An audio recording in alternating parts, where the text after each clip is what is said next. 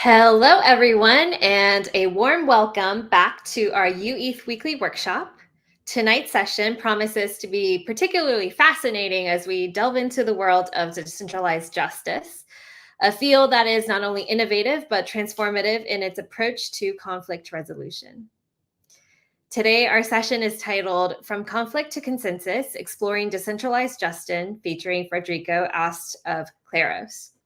This session will uncover the potential of decentralized justice systems with a spotlight on Kleros, a pioneering platform in this space that is using blockchain technology to settle disputes with fairness and efficiency. So joining us tonight is Federico, the CEO and founder of Kleros. His work is basically integrating blockchain into the legal realm and creating a more accessible and equitable system of justice with a decentralized pool of jury members.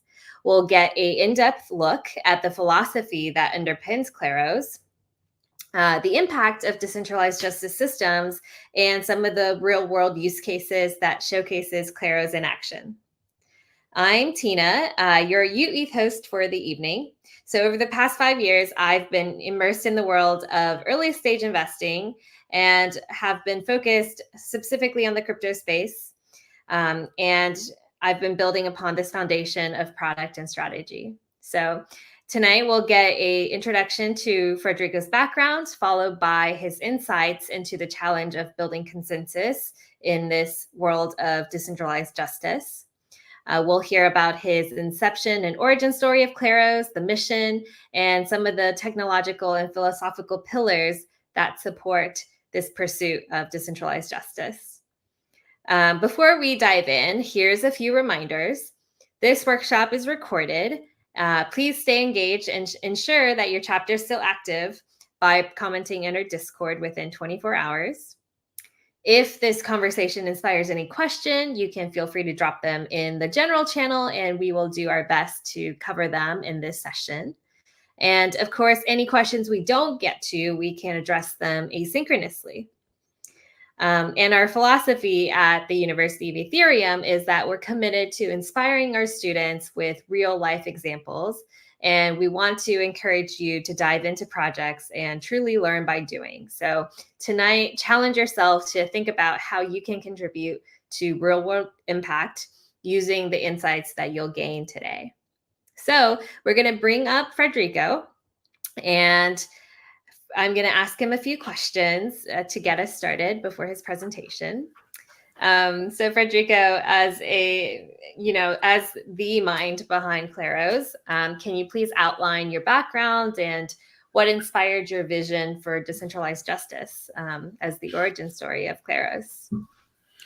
Sure. Well, thank you, Tina, for having me. First thing is that I'm not a lawyer. People always ask if I'm a lawyer who wanted to work on innovation. No, my background is in economics and in philosophy. I'm Argentinian also, and so at a quite early stage in the crypto, history, I became engaged because of Argentinians.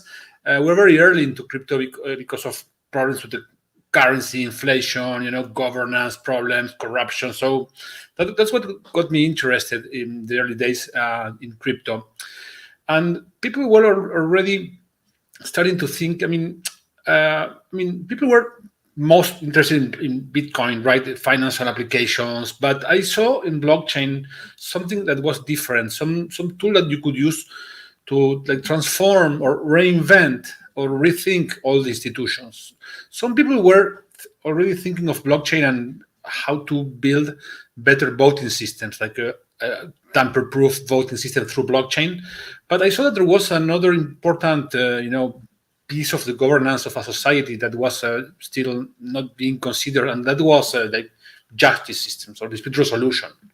So I got interested in, okay, how could we build something like this? And especially, I was thinking of, imagine, a guy who is in Argentina, like me when I started. You could learn how to code or how to design or how to do stuff through the internet. But you could not, charge people from other countries if you wanted to be a freelancer because there were capital controls. It was hard to send money. So crypto solved that because now you could be charged. I mean, you could charge customers in other countries, no problem. Uh, but you still would not be like hired if the guy who was, I don't know, in Germany or in the US.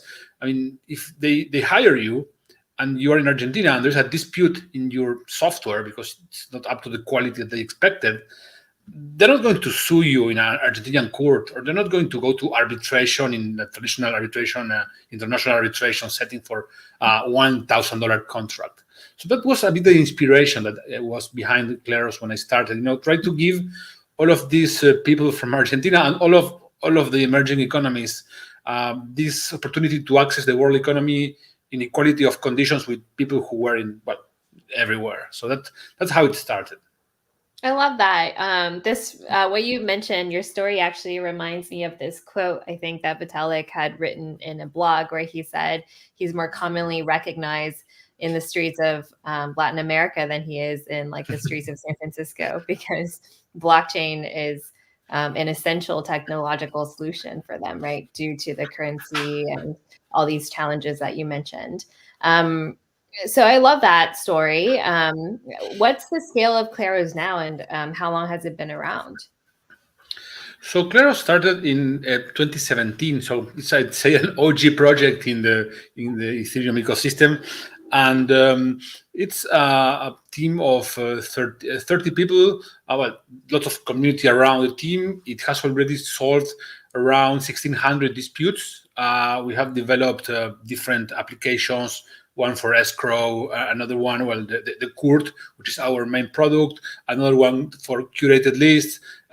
There is a project for verification of identity that is called Proof of Humanity that we developed as well. So we are very focused on building team. We have been around for a while already. And now our main thing is to try to launch the next version of the court that is going to be, cheaper, faster, and it's going to enable a number of different features that are not possible now. Still, all of this decentralized justice space is still a bit experimental, but we have been learning, iterating, and adapting to what the market needs. Yeah, 1,600 cases sounds like there's certainly demand for this. And wow, 2017, definitely an OG project. I'm curious, before Kleros, what was your background? So you weren't a lawyer, but what were you doing before you started a company? Sure. So, I was in economics and in philosophy. I was interested in economics, in what we call institutional economics, how institutions can affect how countries become prosperous or not. The case of Argentina was a country that was not because of poor institutions, poor governance. And my idea when I studied philosophy, I was like into political philosophy, how you can improve governments. And then I started Kleros. So I started my career before in the online media. I worked in a online newspaper, important in Argentina and Latin America, in the business section.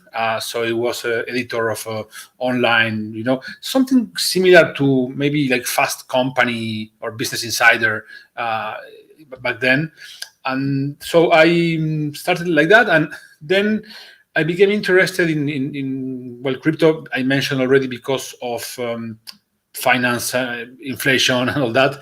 And I became interested in Kleros, or in the justice space, in the legal space, because there was lots of corruption scandals and lots of problems. And, one could see that you could not solve these problems through judicial reform. You need to do what sometimes Elon Musk calls, first principle thinking, which also comes from philosophy, about, okay, we need to reinvent or rethink the dispute resolution for the problems that we have now, not for the problems we had in the 18th century when people thought about justice systems today, with the tools that we have now, with blockchains, and for the communities we have now, because all of the communities are already becoming virtual, global. Discord communities. So, what should a justice system and a justice dispute resolution methodology, what should this look like for this new world? So that's what I was thinking, I guess. I I mean, seeing this from now is it's kind of um, connecting the dots. I can imagine how economics and philosophy and also Kleros itself is inspired by ancient Athenian courts. The name Kleros means randomness in ancient Greek. That's how the court system used to work in Athens. They had these popular trials with randomly selected citizens. So I guess this was the result of lots of different things that I had, done, read, and studied in my life until everything converged into Kleros. I love that. Well, thank you so much for sharing more about your background. Let's go ahead and dive into your presentation. I'm really excited to hear how you think about decentralized justice systems like Kleros shaping the future of dispute resolution, and hearing some of the philosophical foundations that really inspired you to create Kleros. So I'm going to now pass it over to you, and we'll bring up the slides as well to the stage. And you can take it away for the next 20 or so minutes. Sure. Well, thank you. Okay, so the problem that we are up to solve with Kleros is the problem of disputes. So companies, governments already, spend a lot of money in small claims. Different things happening. In utilities dispute between a consumer and a company. Credit card disputes. Everything, small insurance stuff. So this is really. It's everywhere, and also the thing is there are lots of disputes if we consider the fact that 3 to 5% of online transactions end up in a dispute. So you can imagine having these problems with your Uber driver, or with the Airbnb apartment that you rented and it was not what you expected. So disputes are everywhere. They create problems for those who suffer, but also they produce in the society like a bad mood, let's say, environment of a bad situation where people are frustrated, right? So this is a big problem. And in the world of Web3 also, we have lots of applications that are doing finance, insurance, NFTs, or whatever different stuff.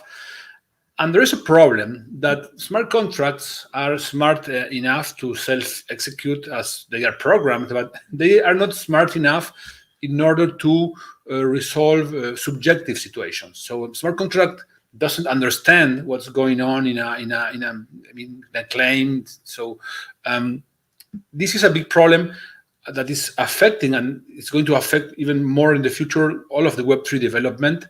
For example, think Alice, who is an entrepreneur from France, and she wants to hire Bob to make a video for her. And he's from Argentina, and she uses system. The Web3, freelancing platform. And then there is a dispute because she claims that the product that he delivered was not good enough. And he says that, hey, I did what was in the contract. I don't have to do anything else unless you pay me for the extra work I'm going to put. Smart contracts, they cannot solve this, right? So imagine if when they make the agreement, Alice sends a deposit in crypto into a smart contract that acts as an escrow, and the money is going to stay there deposited. And then Bob starts doing his job, and they both agree that if there is a dispute in this agreement, Kleros is going to be the arbitrator. Okay, so if all goes well, like Bob delivers the product, Alice gets the video, he gets the money, everyone is happy, so all good. But what happens if there is a dispute here? So the money that she sends to the smart contract will stay locked into the escrow, and then Kleros is going to make a decision on the case. Yes. So Kleros is a DAO that is focused on decentralized justice. Kleros is the fact that it's a DAO means that it's programmed in Ethereum, and it's everything is going to be traceable. So this is, remember, a distributed solution, and this means that people need to trust it. So Kleros will make sure all of the parties that no one can tamper with the evidence, no one can tamper with the contract that was signed, or with the evidence that people submit to the case.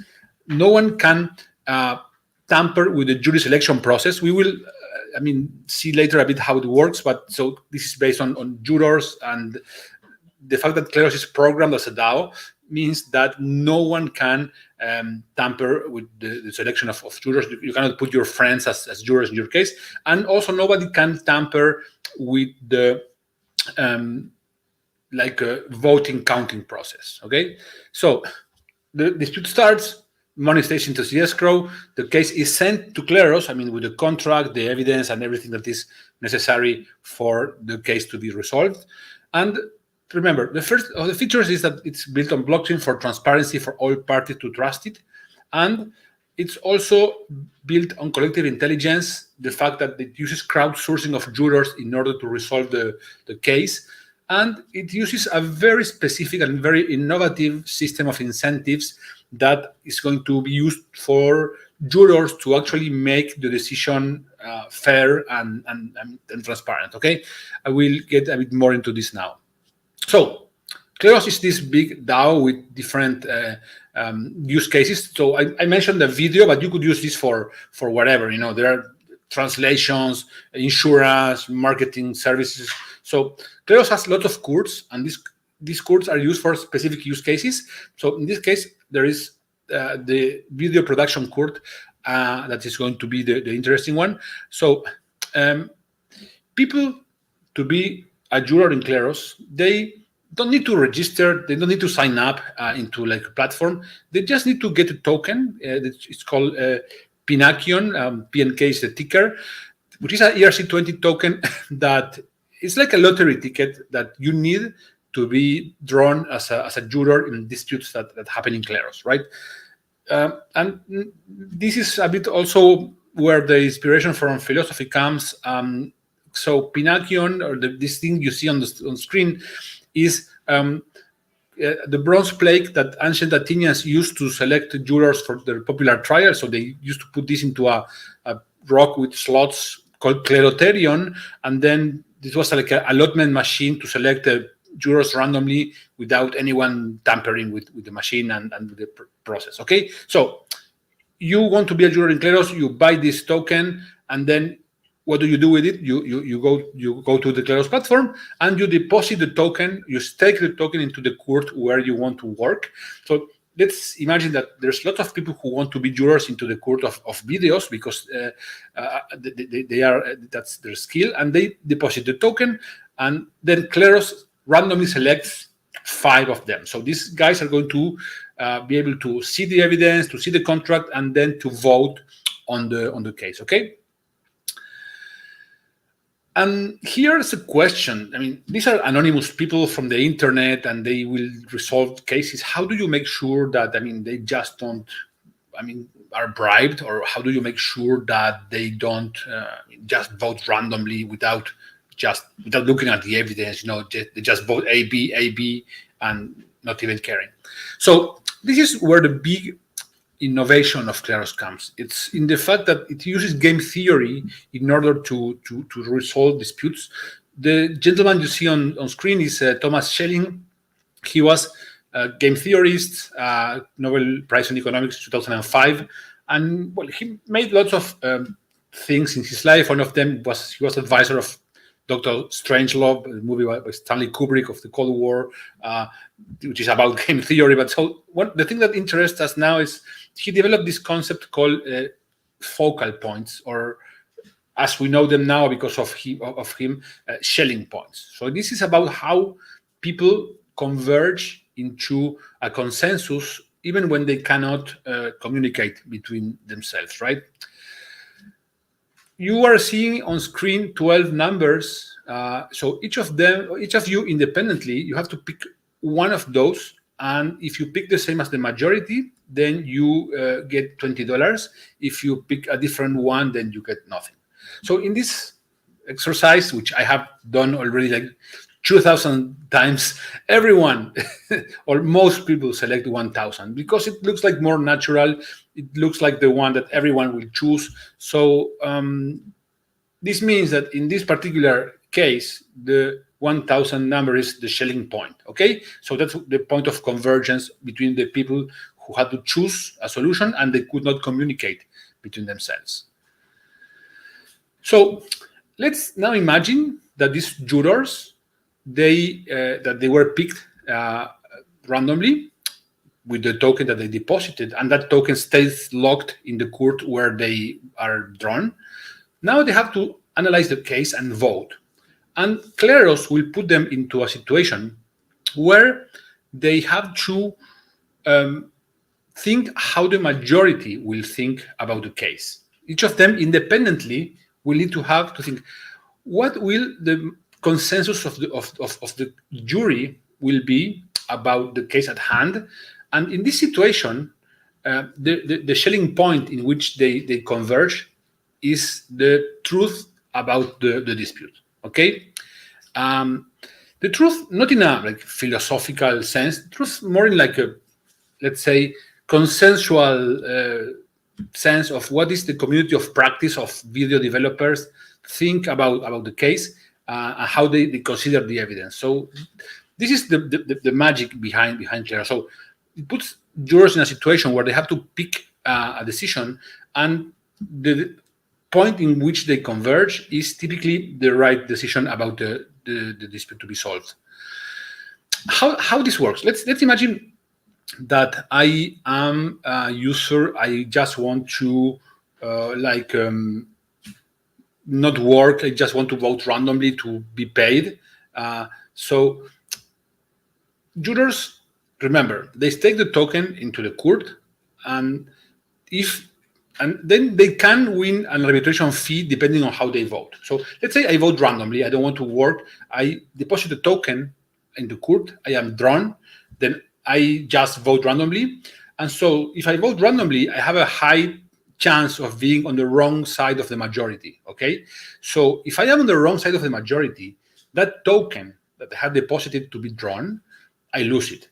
And this gets sent in equal parts to the jurors who were on the same side in the majority, right? So I deposit the token, I vote randomly, I'm wrong, I lose a token, I put another token, I vote randomly, I'm wrong, lose a token. So, and that is how, as I keep playing this game, I kind of, start losing all of my tokens, and until at some point I'm out of tokens, and then I have to leave the system. On the contrary, let's say that I take the time to see the case, analyze the evidence, and think what is the right decision. So in this case, it could happen that I end up sometimes in the wrong side of the majority, because these are subjective cases. Not always the case is clear-cut. Sometimes, it's hard. The fact that in the real world, the judges in professional systems, they still not always agree. So this could happen. But on average, you have more odds of being on the right side than on the wrong side. So each time you put the token and you vote and you are coherent, then you get your token back. You get tokens from the jurors who were on the wrong side. And on top of that, you get a fee of arbitration that is paid in Ether or in stable coins or whatever that comes from the losing party in the case. Okay. So this is how, if you are honest, you start making money as you produce decisions that help resolve arbitration cases that happen in all kinds of online contracts. Okay, so in this case, Kleros will make a decision. The majority voted that Alice was right, so Kleros makes this ruling. This ruling tells the escrow smart contract refund Alice because she was right, and the funds that were locked into the escrow smart contract now are transferred to her, and that finishes the case. Okay. So there are lots of potential applications in real world examples. Like imagine, landlord and tenant disputes. you have a dispute with a landlord or Airbnb kind of dispute.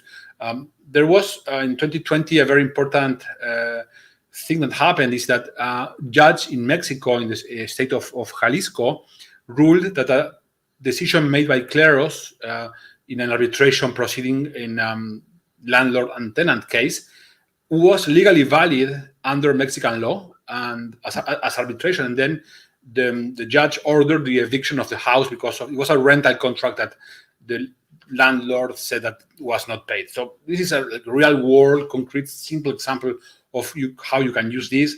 As I mentioned before, lots of disputes in consumer claims. Like we are now, for example, working with an exchange from Argentina called Lemon, which uses Kleros to solve disputes they have with their customers. So like people claiming that they were charged for the service that they didn't buy or stuff like that.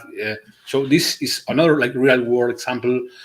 There are lots more. And also the goal is going to be in the Web3 ecosystem is to have Kleros become this DAO court that will be able to solve disputes happening in all of these DAOs that exist and are growing into the decentralized ecosystem, including freelancing DAOs, social media platforms that are being decentralized. Well, you can read there all of the different use cases that could happen. So all of this have in common that smart contracts are not good to solve subjective claims, and Kleros is very good for that because that's what it does. So you basically connect your platform to Kleros, you send the dispute, and Kleros sends you back the dispute, sends you back the decision about the dispute, done in this fair, transparent, and very efficient way.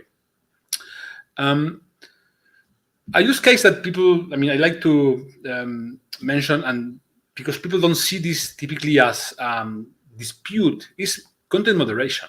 So think someone makes a unsavory comment into social media, and then you claim that this breaks terms and conditions, and you flag it, and then what happens? So this goes to a moderator of Instagram, Twitter, or whatever, and this moderator will decide if to delete the tweet and to punish the author. So this is kind of, if you want, a mini trial that happens in a centralized way in a social media platform. We don't see it as a trial, we see it as a content moderation event, but this can affect lots of rights of people, because if you are banned from a platform, then, well, some people make their living of that, so some of them have that a platform to express their political ideas or whatever. So they will see as unfair being kicked out of a platform, of a social media platform, by a centralized moderator without a proper explanation.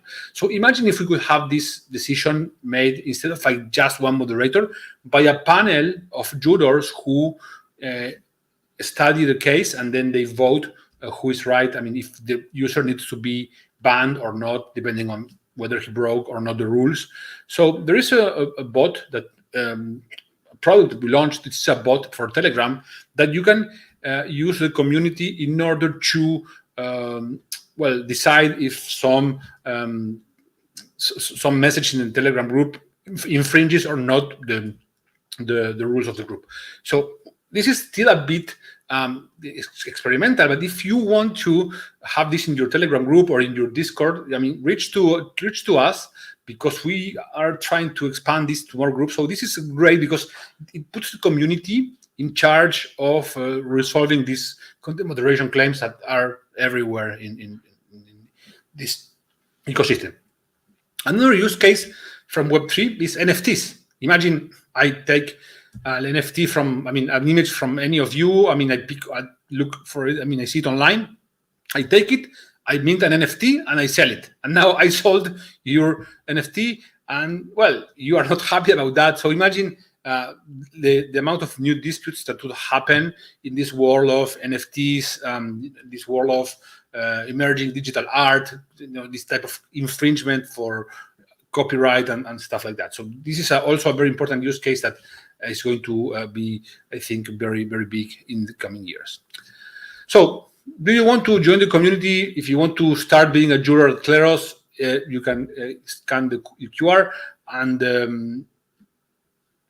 the people from the community will explain how you can buy the token, how you can start, how you can work. I mean, start earning money as a juror. And if you are on the other side building a Web3 platform and you want Kleros to solve disputes that happen in your platform, also contact us, and you can just send the Kleros disputes to Kleros, and Kleros will send you back decisions in a fair and transparent way. And if you want an overview of all things about Kleros since the start of the project, so we basically invented the field of decentralized justice. You can read this paper that explains a bit everything that happened, how it started, how it's going, and what is in store for the future in decentralized justice. And this is a very recent paper. It was published in October 2023. So it's a big compilation of all of the research we have done over the years. So very good paper to start learning about Kleros. So I guess that's it. Thank you very much for your time, and of course I'm open to the questions you might have. Well, thank you so much for that talk. I heard so many amazing themes in there. It sounds like Kleros utilizes blockchain technology for a number of functions, like obviously for the dispute resolution, but it seems like blockchain allows you to bake in these like game theory incentives and align juror incentives to provide fair and honest rulings.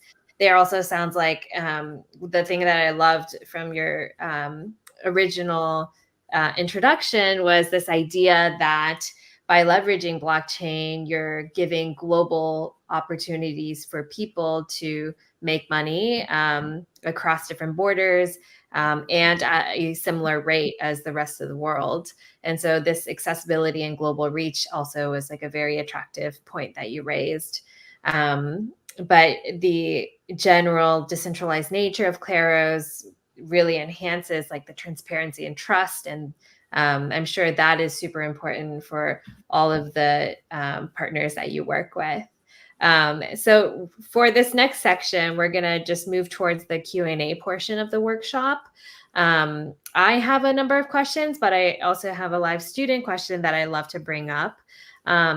Let me ask a couple questions first, specifically around, you touched on real world applications, and it sounds like there's such broad applications from e-commerce disputes to IP and beyond.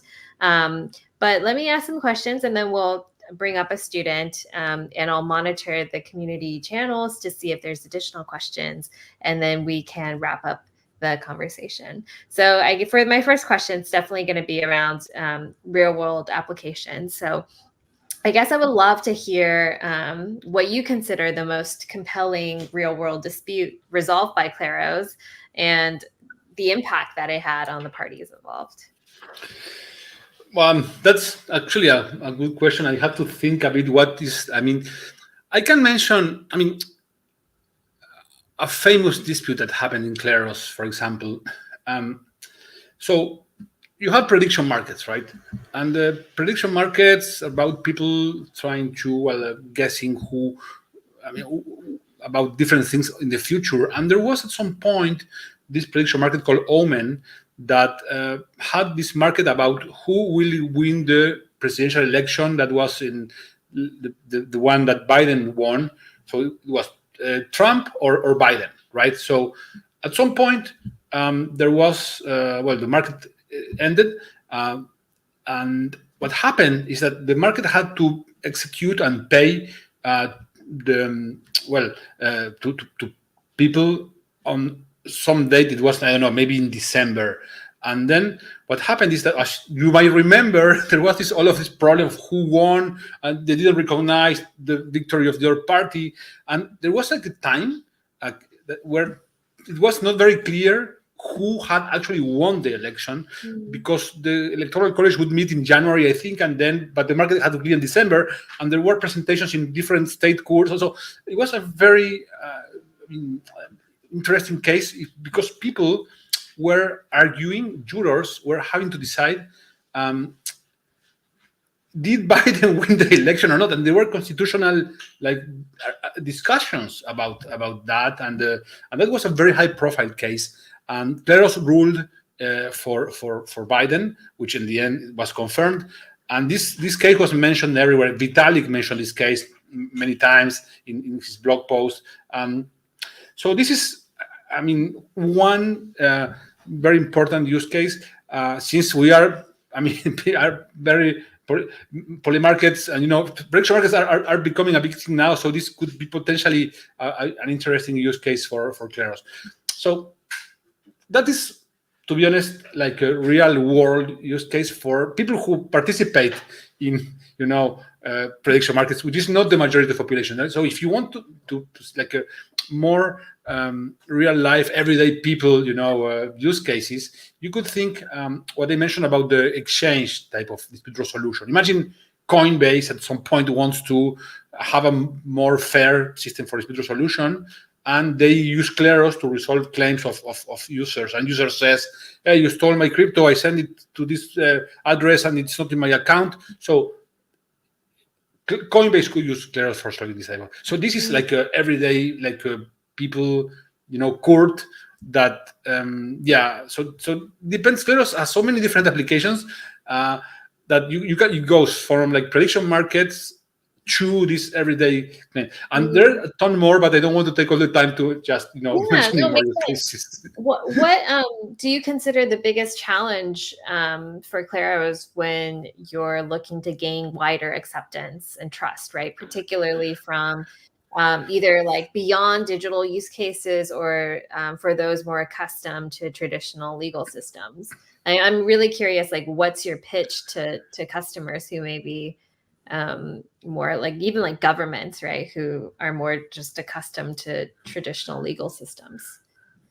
So like for a company having a fair system, it's a good way to have more loyalty of customers. If I am a customer and I see that your company has this badge of dispute resolution by Kleros, which I trust because I know it. It's like a quality norm for dispute resolution, for fairness, if you want. So I will be more inclined to do business with you if I see that you have that badge of certification of quality. So that's for a company, and for governments, Kleros can be very, since because of all of the game theory, the crowdsourcing, and all that, can be very efficient.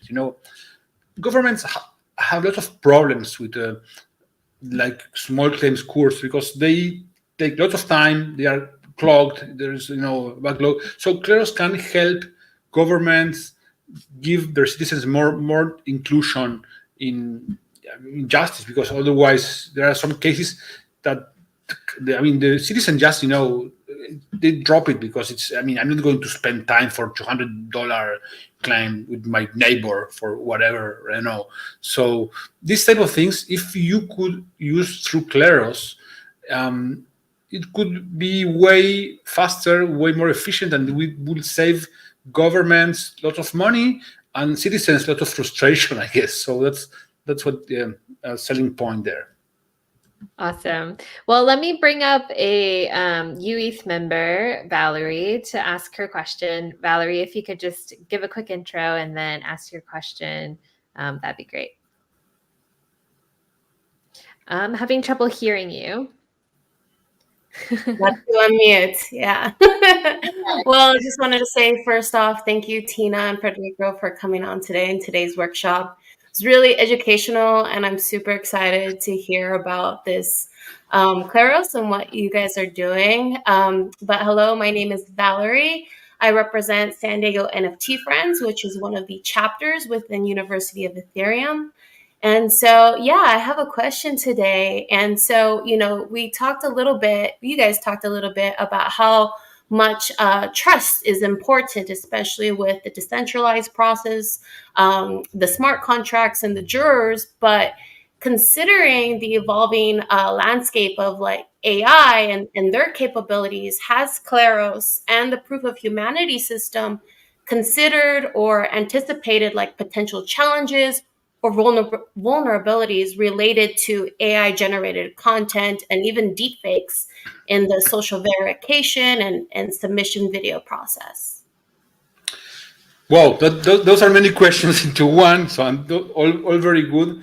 Okay, so generally speaking, our thesis about Kleros and AI is that we will see in the future a market that is going to become segmented into three main categories. So for like smaller, more objective claims, probably AI is going to just solve them in an automated way. And it's faster, it's cheaper, it's more efficient. That's fine. There are lots of use cases where AI is not good enough because they require understanding the context in which a dispute happens. They require understanding emotions of parties. So AI is not very good at that. And so these are still small claims, but that can be fully automated. And you see this a lot in social media. Facebook and other social media companies have invested a lot of money to automate the decision-making system for content moderation. And they have done a good job in like spam, which is obviously, I mean, it's easier to detect. They have not had much success in other situations like harassment or bullying because there's so many context elements. So for those type of use cases, Kleros is going to be a good option. And then for more complex cases involving legal reasoning, understanding, more complex legal arguments, that's still going to be the domain of lawyers through more traditional systems of resolution. So that I don't think Kleros is going to go there, and neither AI. So that is one first part of the question of how we see the market evolving. Then, when you want to use AI system for solving disputes, you have a problem, two problems. One is that depending on how you train your machine learning, I mean your AI, this could have biases and this could unfairly, rule against some group in a systematic way. So that's bad first. So this is why every process of AI resolution will have an appeal process that is going to go to humans, and this is also required by regulation. All of the regulation, of AI, both in Europe and the United States, they both require a human overview and oversight on decisions done by AI. So then you will have an AI making a decision and then an appeal that could go to Kleros, and this could overturn the AI decision. And second thing is that AI or machine learning models, they can make decisions, but they cannot explain the decisions. So you will have a situation where the AI says that you lost, but they don't give you reasons. And in a service like dispute resolution, the justification for the decision is as important as the decision, because if the losing party cannot understand why it lost, then I mean that's bad. So they won't trust the system and they won't use it. So that's why what's going to happen is, I think, is that you might have a AI decision, and then you would still have maybe a layer of humans explaining why the AI did that decision, and that layer of humans could be done by Kleros. So there are lots of different interactions between Kleros and AI, and we think that the real life system of the future for solving disputes is going to be a combination of both. Thank you so much. And that does make sense to have a combination of both. So thank you. And I just joined the Telegram, so I might be a future juror. We'll see. So, welcome. Awesome. Thank you, Valerie.